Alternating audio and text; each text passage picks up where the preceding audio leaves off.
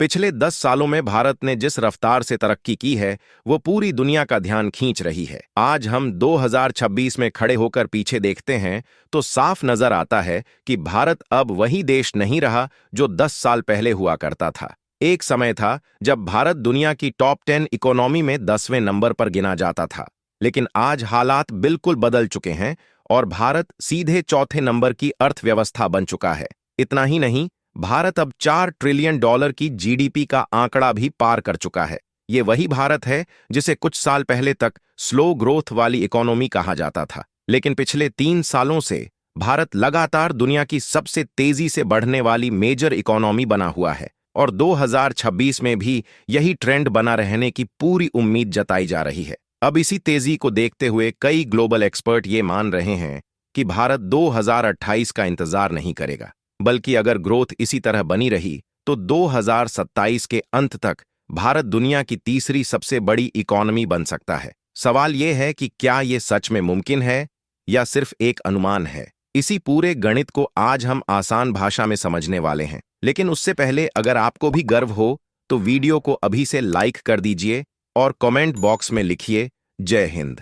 आज की तारीख में अगर दुनिया की सबसे बड़ी इकोनॉमी की बात करें तो पहले नंबर पर अमेरिका है और दूसरे नंबर पर चीन मौजूद है, तीसरे नंबर पर जर्मनी है और चौथे नंबर पर भारत आ चुका है। वहीं 5वें नंबर पर जापान की इकोनॉमी आती है। यहां ध्यान देने वाली सबसे बड़ी बात यह है कि जहां अमेरिका, चीन, जापान और यूरोप के कई देश स्लो डाउन से जूझ रहे हैं, वहीं भारत 2026 में भी 6 से 8% के बीच ग्रोथ दर्ज कर रहा है। यही वजह है कि भारत और जर्मनी की जीडीपी के बीच का अंतर तेजी से घट रहा है। जो गैप 10 साल पहले बहुत बड़ा हुआ करता था, वो अब कुछ $100 अरब तक सिमट चुका है। अगर आप मौजूदा आंकड़ों को देखें तो भारत और जर्मनी की जीडीपी में लगभग 5 से $600 अरब का ही फर्क बचा है। पिछले 10 सालों में जर्मनी की वृद्धि लगभग ठहरी हुई रही है, जबकि भारत ने हर साल अपनी अर्थव्यवस्था में मजबूत विस्तार किया है और यही ट्रेंड आने वाले सालों में भी जारी रहने की उम्मीद की जा रही है। इसी वजह से 2026 में खड़े होकर ये कहना गलत नहीं होगा कि भारत अब तीसरे नंबर से ज्यादा दूर नहीं है। अगर अगले 1-2 साल भारत की ग्रोथ थोड़ी भी तेज होती है तो 2027 में ही वो दिन आ सकता है जब भारत जर्मनी को पीछे छोड़ देगा और दुनिया की तीसरी सबसे बड़ी इकोनॉमी बनकर उभरेगा। अब सवाल उठता है कि भारत की जीडीपी इतनी तेजी से बढ़ क्यों रही है और जर्मनी की क्यों नहीं। 2026 में खड़े होकर अगर हम जर्मनी की स्थिति देखें तो वहां हालात काफी चुनौतीपूर्ण नजर आते हैं। एनर्जी क्राइसिस, मैन्युफैक्चरिंग स्लोडाउन और एजिंग पॉपुलेशन ने जर्मनी की इकोनॉमी पर भारी दबाव बना रखा है। यही वजह है कि आने वाले कुछ सालों में जर्मनी की ग्रोथ 1% के आसपास सिमटी रह सकती है। वहीं दूसरी तरफ भारत की स्थिति बिल्कुल अलग है। भारत की आबादी युवा है, डोमेस्टिक कंजम्पशन मजबूत है और इंफ्रास्ट्रक्चर पर बड़े पैमाने पर इन्वेस्टमेंट हो रहा है। 2026 में भी भारत रोड, रेलवे, डिफेंस और मैन्युफैक्चरिंग सेक्टर में लगातार पैसा झोंक रहा है। इसका सीधा असर जीडीपी ग्रोथ पर दिखाई देता है।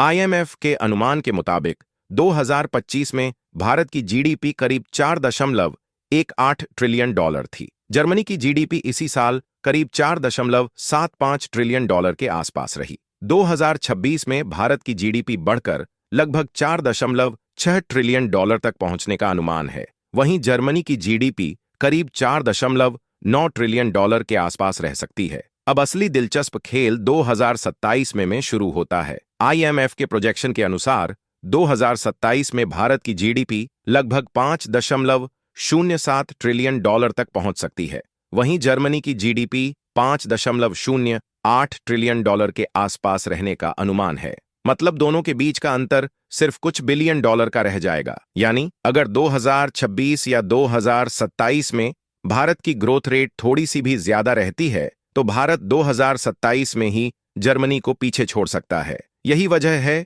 कि आज 2026 में ये चर्चा पूरी दुनिया में तेज हो चुकी है। अब यहाँ कुछ लोग एक सवाल जरूर उठाते हैं। वो कहते हैं कि नॉमिनल जीडीपी से क्या फायदा, असली चीज तो पर कैपिटा इनकम होती है। ये बात आंशिक रूप से सही भी है, लेकिन इस बहस को सही तरीके से समझना बहुत जरूरी है। भारत ने हाल ही में जापान को नॉमिनल जीडीपी में पीछे छोड़ा है, लेकिन इसके बावजूद जापान की पर कैपिटा इनकम करीब $34,000 के आसपास है। वहीं भारत की पर कैपिटा इनकम अभी करीब $2,900 के आसपास ही है। यानी पर कैपिटा के मामले में दोनों देशों के बीच बहुत बड़ा अंतर है। इसका सबसे बड़ा कारण है आबादी। भारत की आबादी करीब 142 करोड़ है और जापान की आबादी सिर्फ 12 करोड़ के आसपास है। पर कैपिटा इनकम पूरी तरह पॉपुलेशन पर डिपेंड करती है, इसलिए भारत को जापान को पर कैपिटा में बीट करने में कई दशक लग सकते हैं। यहां तक कि चीन भी अभी तक जापान को पर कैपिटा इनकम में पीछे नहीं छोड़ पाया है।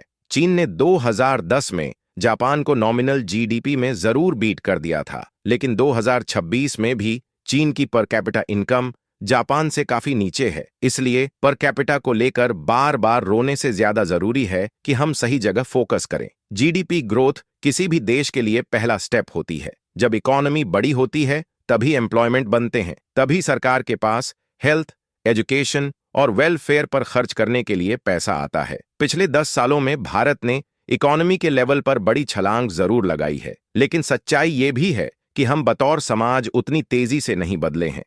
आज भी सड़कों पर कूड़ा दिखाई देता है। पब्लिक प्रॉपर्टी को नुकसान पहुंचाना आम बात बन चुकी है। ट्रेन, बस और मेट्रो जैसी सुविधाओं को लोग अपनी जिम्मेदारी नहीं समझते। सिविक सेंस के मामले में हमें अब भी बहुत आगे जाना है। जापान से हमें उनकी जीडीपी नहीं, बल्कि उनके लोगों की सोच सीखने की जरूरत है, क्योंकि असली विकास वहीं होता है जहां नागरिक भी जिम्मेदार होते हैं। अब सबसे जरूरी सवाल यह है कि भारत की पर कैपिटा इनकम आखिर बढ़ेगी कैसे। 2026 में भारत के सामने सबसे बड़ी चैलेंज यही है कि ग्रोथ का फायदा आम लोगों तक पहुंचे। इसके लिए सबसे पहले अनएम्प्लॉयमेंट को कम करना होगा। जब तक लोगों के पास स्टेबल जॉब नहीं होगी, तब तक पर कैपिटा अपने आप नहीं बढ़ेगी। अब एक बड़ी प्रॉब्लम इनकम इनइक्वालिटी की भी है। भारत के 1% अमीर लोगों के पास देश की करीब 40% दौलत है। वहीं मिडिल क्लास पर टैक्स और इन्फ्लेशन का बोझ लगातार बढ़ता जा रहा है। इस गैप को कम करना भारत के लिए बहुत जरूरी हो गया है। मिडिल क्लास की हालत यह है कि लग्जरी चीजों की सेल बढ़ रही है, लेकिन अफोर्डेबल घर और कार की सेल धीमी हो रही है। इसका मतलब साफ है कि मिडिल क्लास की इनकम दबाव में है। इसलिए टैक्स रिफॉर्म और सस्ते लोन बेहद जरूरी हैं। कंपनीज के प्रॉफिट पिछले सालों में तेजी से बढ़े हैं, लेकिन कर्मचारियों की सैलरी उसी रफ्तार से नहीं बढ़ी। इन्फ्लेशन को जोड़ दें तो रियल सैलरी में खास इजाफा नहीं हुआ है। यही वजह है कि लोग ज्यादा मेहनत करने के बाद भी पीछे रह जाते हैं। अगर भारत को पर कैपिटा इनकम बढ़ानी है तो प्राइवेट कंपनीज को भी कर्मचारियों की सैलरी बढ़ानी होगी। जब लोगों के हाथ में ज्यादा पैसा आएगा तभी कंजम्पशन बढ़ेगी और इकोनॉमी मजबूत होगी। इंटरनेशनल रिपोर्ट्स भी कहती हैं कि आने वाले साल भारत के लिए अहम हैं। 2030 तक भारत की पर कैपिटा इनकम में अच्छा उछाल देखने को मिल सकता है। और अगर भारत 2047 तक तेज ग्रोथ बनाए रखता है तो भारत हाई इनकम कंट्री बनने की दिशा में आगे बढ़ जाएगा। तो सवाल सिर्फ ये नहीं है कि भारत तीसरी सबसे बड़ी इकोनॉमी कब बनेगा। सवाल यह है कि उस ग्रोथ का फायदा कितने लोगों तक पहुंचेगा। देश आगे बढ़ रहा है, ये तय है।